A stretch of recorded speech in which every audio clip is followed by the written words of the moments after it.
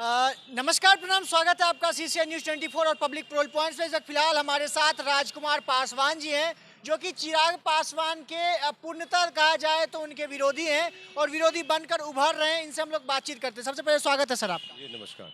अच्छा, पहला सवाल आपका यहीं से होता है कि आप चिराग पासवान के विरोधी के रूप में ही क्यों उभर रहे हैं? देखिए, चिराग पासवान का मैं विरोधी नहीं हूँ, उनके विचारधाराओं का विरोधी हूँ जो समाज हित, सोसाइटी हित, जमात हित में नहीं काम कर रहे। किसी का हनुमान बन के, किसी का एजेंट के रूप में वो जो काम कर रहे हैं, उसका विरोधी हूँ मैं। किसका एजेंट बन के काम कर रहे हैं? संघ भाजपा के मानस पुत्र हैं, खुद को कहते हैं कि मैं मोदी का हनुमान हूँ। अरे भैया, ठीक है, हनुमान है, आप बिहार के 13 करोड़ आवाम का ना हनुमान बनिए। आप कौन सी मॉडल दिखाना चाहते हैं? बिहार फर्स्ट, बिहारी फर्स्ट का कौन सा विजन है? आप कहते हैं बिहार के 13 करोड़ आबादी जो उनके नेता बनने के लिए, तो फिलहाल आपको एक बात मैं ये भी बताऊं कि अभी बिहार में खास करके उनको मुख्यमंत्री के चेहरे पर देखा जा रहा है। साहब, आप लोग पत्रकारिता कितने समय से कर रहे हैं? ज़्यादा समय नहीं हुआ, कुछ समय। अच्छा, देखिए, सदन में विधानसभा, बिहार विधानसभा में मुख्यमंत्री बनने के लिए 122 सीटें चाहिए और चिराग पासवान अकेले सांसद हैं। जब उनके पिताजी के पास 2005 में 29 एमएलए हुआ करता था, तो वो जब मुख्यमंत्री बिहार का नहीं बन सके और नीतीश कुमार जी उस समय बहुत उदारता दिखाते हुए कहा कि रामविलास जी, आप बनिए मुख्यमंत्री बिहार का, हम बिना शर्त के आपको समर्थन देते हैं। वो छोड़ के भाग गए। तो चिराग पासवान मुख्यमंत्री कैसे बनेंगे, ये सबसे बड़ा सवाल होता है। ये मुख्यमंत्री का नहीं, मुख्यमंत्री का चेहरा बने हैं अभी, चूंकि इलेक्शन चुनाव के बाद की बात मैं नहीं कहूँगा, लेकिन अभी बिहार के हर एक जाति के लोग उनके समर्थन में खड़े हैं। रामविलास जी का बेटा है, इसलिए चेहरा बने हुए हैं। बिहार के लिए क्या योगदान है, समाज के लिए क्या योगदान है, अपनी जाति के लिए क्या योगदान है, ये वो जो कहते हैं कि समृद्ध दलितों को आरक्षण छोड़ देना चाहिए, क्या कहते हैं, वो जो अपनी जाति को, उनके पिताजी 50 सालों में 5 काम नहीं किया, इनके परिवार ने काम नहीं किया। आपको बता दूं कि एक पटना में दुसाध भवन तक नहीं है साहब, और ये बात करते हैं जमुई में एक लाइब्रेरी तक नहीं इन्होंने बनाया। तो ये हर एक साल प्रतिवर्ष कहते हैं 5 करोड़ मिलता है एक सांसद को, तो 10 साल में 50 करोड़ मिला साहब। तो ये वो फंड गए कहाँ, कौन सा योजना में लगाए, इस सब चीज़ को बिहार के पटल पे, और आपने कौन सा रोल मॉडल बनाया, उस रोल मॉडल को बिहार के पटल पे 13 करोड़ आवाम के सामने रखना चाहिए। आपने एक बात बोला कि लाइब्रेरी नहीं बनाया, भवन नहीं बनाया पटना में, तो क्या भवन और लाइब्रेरी से हमारा बिहार विकसित हो जाएगा? तो उन सब भवन को फिर तोड़ देना चाहिए। कहते हैं जो पहले मुख्यमंत्री से लेकर के और अभी तक के मुख्यमंत्री के स्मारक बने हुए हैं, मूर्ति बने हुए हैं और भवन बने हुए हैं, अंबेडकर भवन, कुशवाहा भवन, कुर्मी भवन और क्या कहते हैं रजक भवन, और कौन कौन सा भवन है, तो वो सब भवन को तोड़ देना चाहिए। मैं वो नहीं कहता, आपने कहा डेवलपमेंट में भवन को जुड़वाया है, तो ये भवन डेवलपमेंट के लिए थोड़ी बनाया गया है। नहीं बना है, लेकिन जो समाज, अगर मान लिया पूरे जिला से जो समाज है, गरीब समाज, शोषित, वो आए पटना, तो वहाँ पे अगर परीक्षा देने आया है, ट्रीटमेंट के लिए आया है, तो थोड़ा वहाँ बैठ करके अपना समय बिता सकता है, सांस ले सकता है। तो क्या उसके लिए नहीं होना चाहिए? तो चिराग पासवान वैसा कुछ भी नहीं है साहब, ना जमुई में विकास किया है, नहीं यहाँ किया। और रही बात है मुख्यमंत्री की, तो समाज का काम हम कर रहे हैं, समाज का बेटा हम हैं और 24 कैरेट सोना वाला हम बेटा है। हमें न माँ, आपको बता दो, मेरी माँ भी दुसाधन, मेरे पिताजी भी दुसाध, समझे साहब? तो असली तो हम हैं, तो नकली लोगों का बिहार में नहीं चलेगा, समझे?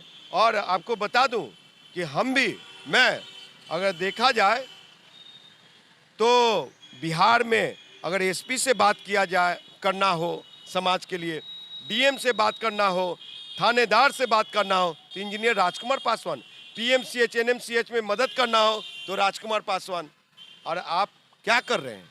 सिर्फ जा करके बोनट पे खड़ा होकर के हाथ हिलाते हैं, देखो हम, मेरी फिल्म थी, मिले ना मिले हम, और क्या कहते हैं अभी ये मिल रहे हैं और आगे से नहीं मिलेंगे, हेलीकॉप्टर में ही दिखेंगे। अच्छा, आप लगातार सिर्फ चिराग पासवान पर ही सवाल खड़ा कर रहे हैं, तो क्या सिर्फ चिराग पासवान ही पूरे बिहार का चेहरा है? चूंकि और भी नेता पक्ष विपक्ष हैं, बहुत सारे लोग हैं, सब मिल करके सरकार को चला रहे हैं। देखिए, सरकार की जो जिम्मेवारी होती है, सरकार जो काम कर रही है वो अपना काम कर रही है। और नीतीश जी का खुद कहना है कि कानून अपना काम करती है, सरकार अपना काम करता है विकास का। वो देख लीजिए, पहले का पटना, आपका पटना, और भी बिहार का देख लीजिए। यहाँ से चलेंगे तो आप नेपाल 6 घंटे में पहुँच जाएंगे। लेकिन चिराग पासवान को मेरा जहाँ तक उनके लिए सलाह है कि अभी भी अवसर है, आप जमुई में कुछ ऐसा रोल मॉडल प्रस्तुत कीजिए कि जो कि बिहार के पटल पे अच्छा हो। लेकिन मोदी का संग भाजपा का हनुमान बन करके, और इनको देखिए, बीजेपी ने बहुत शालीनता से, बहुत होशियारी से इनको एक जेड सुरक्षा दे दिया। मोकामा में की बात आई, गोपालगंज में वोट की बात आई, वहाँ वोट की बात आई, पासवानों का वोट ले लिया। लेकिन ये कहाँ है, इनके समाज कहाँ है, समाज की भागीदारी कहाँ है? एक सवाल आपने जिस तरह से बोला 6 घंटे में आप नेपाल पहुंचा दे रहे हैं सबको, तो हाजीपुर का रोड का स्थिति देखिए कितना जर्जर है। हम लोग हाजीपुर में 1 घंटे में एक जगह पार नहीं कर पाते, वैसा सड़क का वैसा बना दिया गया। आप गलत कहते हैं। गंगा सेतु पुल देखिए, उसके लिए भी पहले जब 2014 का लोकसभा चुनाव हम हारे थे आम आदमी पार्टी के टिकट पे, तो वो ऑन रिकॉर्डेड अखबारों में होगा कि मैंने कहा था कि मोदी साहब, ये गंगा सेतु पुल एक दिन जो गवर्नमेंट इंडिया के द्वारा बनाया गया गंगा में समाधि ले लेगी। आप इसको स्टील नुमा चाहे रिकंस्ट्रक्ट करके बनाइए।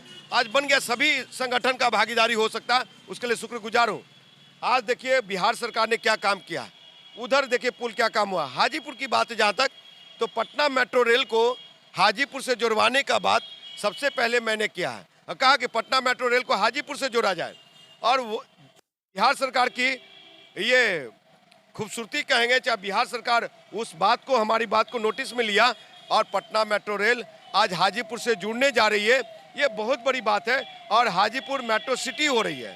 तो जब हाजीपुर मेट्रो सिटी होगी तो वो सब रोड, सड़क, जाम व्यवस्था सब खत्म हो जाएगा। नहीं होगा तो मैं आपके चैनल के माध्यम से वैशाली जिला के श्रोताओं को, हाजीपुर लोकसभा संसदीय क्षेत्र के 22 लाख जनताओं को ये मैं वायदा करता हूँ कि 24 में अगर हम सदन में पहुँचे तो आपके लिए पटना मेट्रो रेल हाजीपुर से तुरंत लाएंगे और उसकी काम में तेजी लाएंगे। हाजीपुर के एक बेटा को भी हम बाहर रोजी रोजगार करने नहीं जाने देंगे। और आपको बता दूं कि वहाँ एक, ये बताइए, चिराग पासवान सवाल करते हैं, चिराग पासवान नीतीश कुमार जी से सवाल करते हैं कि यहाँ पे जंगल राज है, यहाँ विकास नहीं हुआ, यहाँ शिक्षा व्यवस्था से नहीं है, स्वास्थ्य व्यवस्था से। सर ये बता दीजिए कि ये मोदी साहब से सवाल क्यों नहीं करते हैं कि 2 करोड़ रोजगार का क्या हुआ, 15-15 लाख अकाउंट में पैसे आने थे, उसका क्या हुआ? पेट्रोल का दाम आज भी 80 रुपया का नीचे होना चाहिए, समझे? लेकिन आज 100 के पार क्यों है? डीजल का रेट हाई क्यों है? गैस जो 2014 से पहले 400 रुपये था, 410, आज 1200 रुपये क्यों है? ये सवाल नहीं बनता। ये सब सिर्फ केंद्र सरकार करती है, बिहार सरकार का इसका कोई दायित्व नहीं है। केंद्र सरकार से ही सवाल करें चिराग पासवान, क्या दायित्व है सर? वो क्या गैस और बिजली वो पैदा कर रही है? आपको बता दें कि सदन में बोलने की हिम्मत है इनको?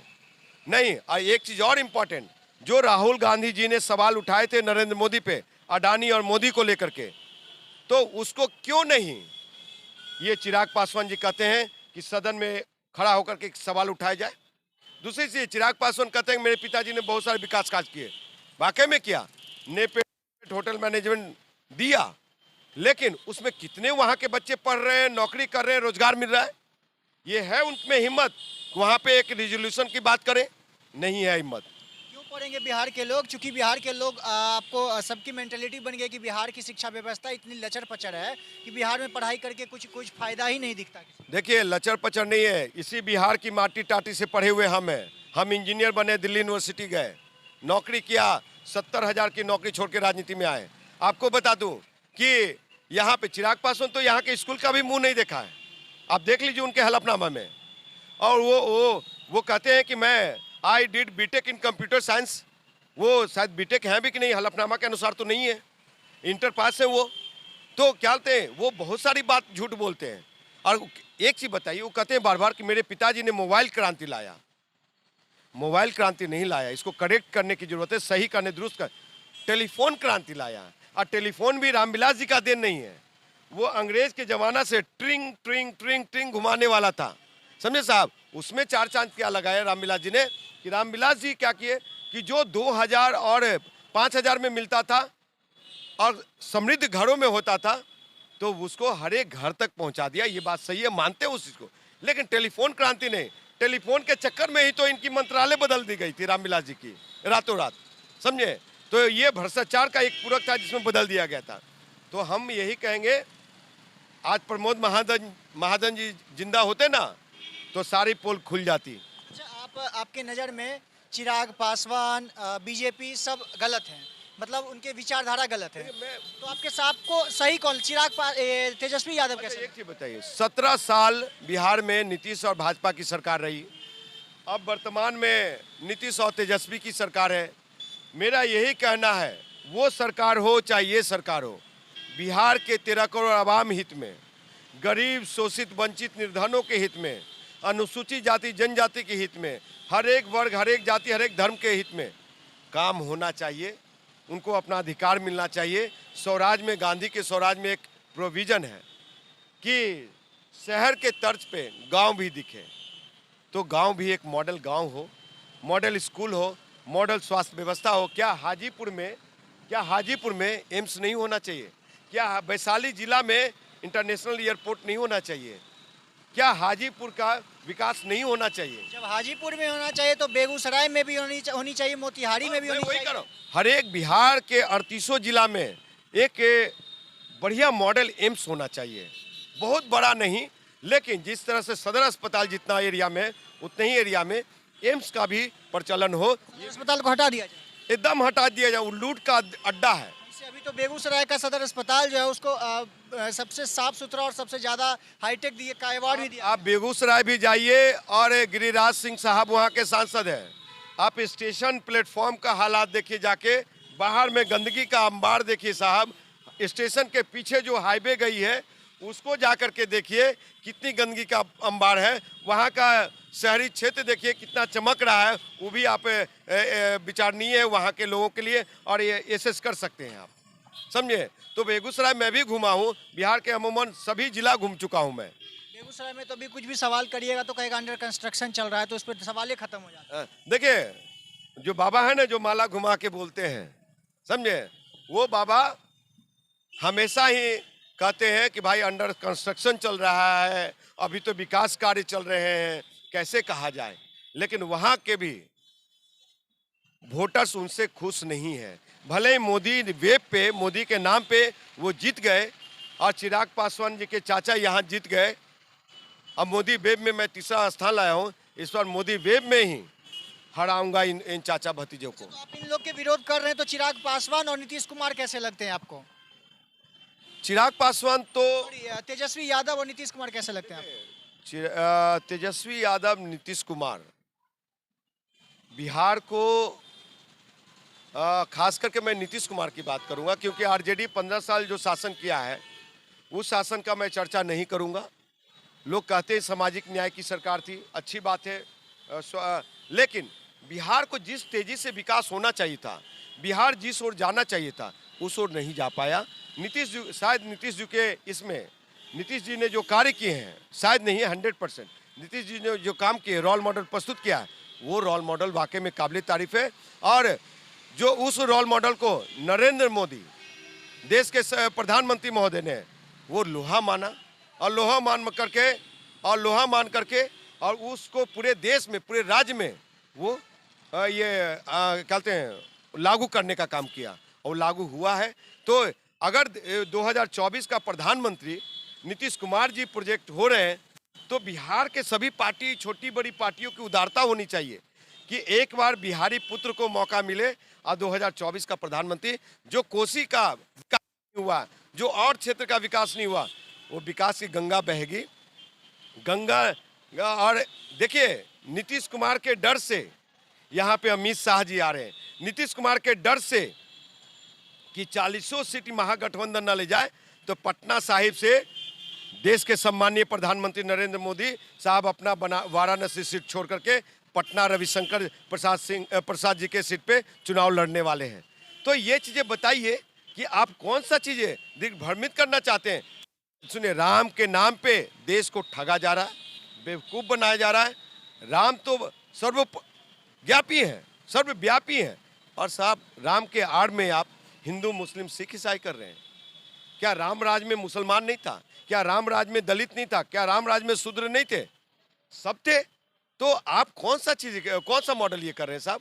ये भ्रष्टाचार आपको आरजेडी, जेडीयू और आम आदमी पार्टी के मनीष सिसोदिया, सत्येंद्र जैन ही दिखते हैं। अगर सही मायने में देश के प्रधानमंत्री में उदारता हो तो बिहार सरकार में जितने भी कैबिनेट मंत्री थे और इनके जो जितने प्रांत में भाजपा शासित ये है सरकार है, तो आप उसकी सीबीआई ईडी भेज के तो दिखाइए। सीबीआई ईडी सिर्फ द्वेषता की, आप कौन सा ये कर रहे हैं? आपके सरकार में युवा नौजवान बेरोजगार है, गरीब लोग महंगाई से कमर तोड़ महंगाई है, आटे कफन पे टैक्स है साहब, तो कौन सा सबका साथ सबका विकास कर रहे हैं? ये सबका साथ सबका विकास नहीं है, ये चंद उद्योगपति घरानों का विकास हो रहा है। और ये मोदी साहब सिर्फ जुमलेबाज हैं और ऐसा प्रधानमंत्री नहीं चाहिए हमको। तो भाई 2024 में नीतीश कुमार ही चाहिए। चलिए, बहुत बहुत धन्यवाद। सवाल बहुत हैं और लेकिन वीडियो इतना लंबा चला जाएगा, इसलिए सवाल को आज यहाँ ख़त्म करते, फिर से मिलेंगे अगले वीडियो के साथ। फिलहाल आपको राजकुमार पासवान जी का जो इन्होंने जवाब दिया है उसके बारे में आप क्या सोचते हैं, कमेंट बॉक्स में प्रतिक्रिया जरूर दें। अगर आप फेसबुक पेज पर यह वीडियो देख रहे हैं तो पेज को फॉलो करें, अगर यूट्यूब चैनल पर देख रहे हैं तो चैनल को सब्सक्राइब करें। बहुत बहुत धन्यवाद।